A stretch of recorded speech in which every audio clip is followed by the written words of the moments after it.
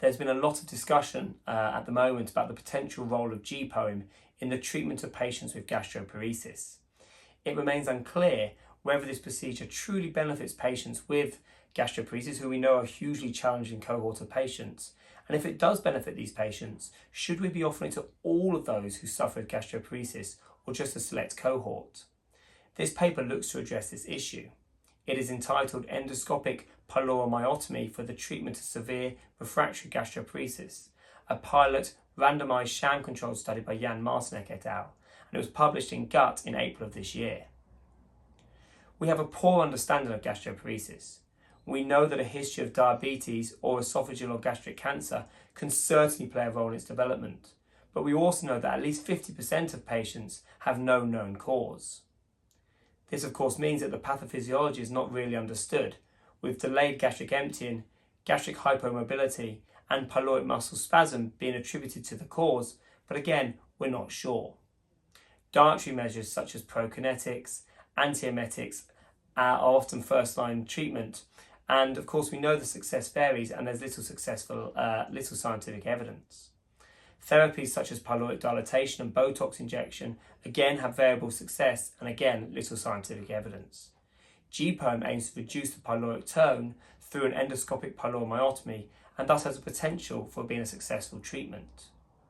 This study, which was done at 2 centres, compared the use of G-POEM to a sham procedure, with the 41 recruited patients being followed up at 6 months before treatment allocation was revealed, and those in the control group were offered the crossover to receive G-POEM, and then they were followed up for a further 6 months. Patients had a gastroparesis cardinal symptom index of greater than 2.3 and had refractory symptoms of more than 6 months duration. Gastroparesis had to be confirmed on a gastric emptying study. Patients had their pyloric distensibility measured using EndoFlip before the G-POEM and then twice after the G-POEM to see what the measurements were. They were followed up with clinical data, and it was collected at 3 and 6 months, and then a further 3 and 6 months for those who crossed over. Objective evaluation was done by the means of endoscopic measurement and repeat gastric emptying study. However, the primary outcome was defined as treatment success at 6 months, which was determined by at least 50% reduction in the gastroparesis cardinal symptom index score. Now, the results from this study showed that 71% of those who received the G-POEM responded to treatment, with a reduction in their gastroparesis cardinal index symptom score of at least 50%. This was compared to 22% in the sham group. Of those that then went on to receive G-POEM who had crossed over in the sham group, 75% of these responded. It was also noted in this study that pyloric distensibility scores were improved in those patients who underwent G-POEM.